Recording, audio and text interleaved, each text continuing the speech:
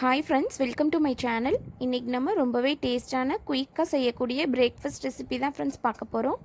அதுக்கு 2 கப் அளவு கோதுமை மாவு எடுத்திருக்கேன். கோதுமை மாவுக்கு தேவையான அளவு உப்பு சேர்த்துக்குவோம். நான் 1/2 ஸ்பூன் சேர்த்துருக்கேன். 1/4 டீஸ்பூன் மஞ்சள் தூள் சேர்த்து நல்லா மிக்ஸ் பண்ணி விட்டுக்குவோம்.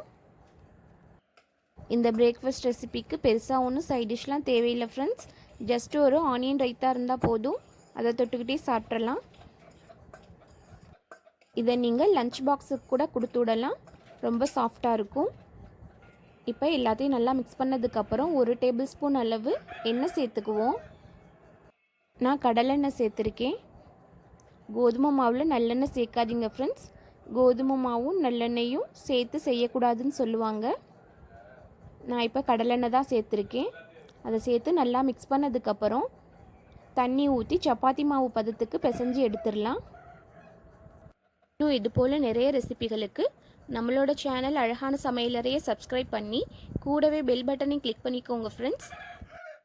பெல் பட்டனில் ஆல்ங்கிற ஆப்ஷனை செலக்ட் பண்ணிக்கோங்க ஃப்ரெண்ட்ஸ். அப்போ தான் நான் அப்லோட் பண்ணுற வீடியோஸ் உடனுக்குடன் உங்களுக்கு நோட்டிஃபிகேஷனில் காமிக்கும். இப்போ சப்பாத்தி மாவு பதத்துக்கு நல்லா பிசைஞ்சாச்சு. லாஸ்ட்டாக 1 டேபிள் ஸ்பூன் எண்ணெய் சேர்த்து ஒரு 2 நிமிஷம் பிசைஞ்சு இது ஒரு அரை மணி நேரம் ஊறட்டும். இதுலேயும் நம்ம ஸ்டஃபிங் ரெடி பண்ணிக்கலாம். 1/4 கப் அளவு பொட்டுக்கடலை, 1 டீஸ்பூன் உப்பு, 1 டீஸ்பூன் மிளகாய்த்தூள், 1 டீஸ்பூன் சீரகம், 1 டீஸ்பூன் சாட் மசாலா, 1 டீஸ்பூன் மல்லித்தூள். இது எல்லாத்தையும் சேர்த்து நல்லா கிரைண்ட் பண்ணிட்டு வந்துடலாம். சாட் மசாலா இல்லைன்னா கரம் மசாலா சேர்த்துக்கங்க ஃப்ரெண்ட்ஸ். அதோட வெள்ளை எள்ளு நான் ஃப்ளேவருக்காக எடுத்து வச்சுருக்கேன். இப்போ இதை ரவுண்ட் பாலாக எடுத்து சப்பாத்தி மாதிரி திரட்டிக்குவோம். அதுக்கப்புறம் இந்த மாதிரி எண்ணெயை ஸ்ப்ரெட் பண்ணி சப்பாத்தி ஃபுல்லாக நல்லா ஸ்ப்ரெட் பண்ணி விட்றலாம் ஃப்ரெண்ட்ஸ். அதுக்கப்புறம் நம்ம கிரைண்ட் பண்ணி வச்சுருக்க ஸ்டஃபிங்கை இந்த மாதிரி ஸ்ப்ரெட் பண்ணிக்குவோம். இதே மாதிரி ஸ்டஃப்டு பரோட்டா ரெசிபி ஏற்கனவே ஒன்று அப்லோட் பண்ணியிருக்கேன் ஃப்ரெண்ட்ஸ். அந்த ரெசிபி வேணாலும் போய் பாருங்கள். டிஸ்கிரிப்ஷனில் வீடியோ லிங்க்கு கொடுக்குறேன். இப்போ இந்த மாதிரி வெள்ளை எல்லையும் தூவி அதை நல்லா அமுத்தி விட்டுக்கணும் ஃப்ரெண்ட்ஸ். அதுக்கப்புறம் நான் மடிக்கிற மாதிரி மடித்து எடுத்துக்கங்க. பாருங்கள், நம்ம சின்ன வயசில் பேப்பர் விசிறி செய்வோம்ல, அந்த மாதிரி தான் ஃபுல்லாக செஞ்சு இந்த மாதிரி ரோல் பண்ணிக்கணும்.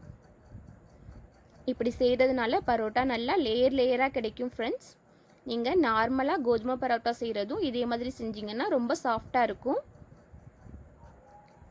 இப்போ மேலே கொஞ்சம் மாவு தூவி ரொம்ப அழுத்தி செய்யாமல் ஒரு சின்ன ரவுண்ட் ஷேப்புக்கு தேய்ச்சி எடுத்துக்குவோம்.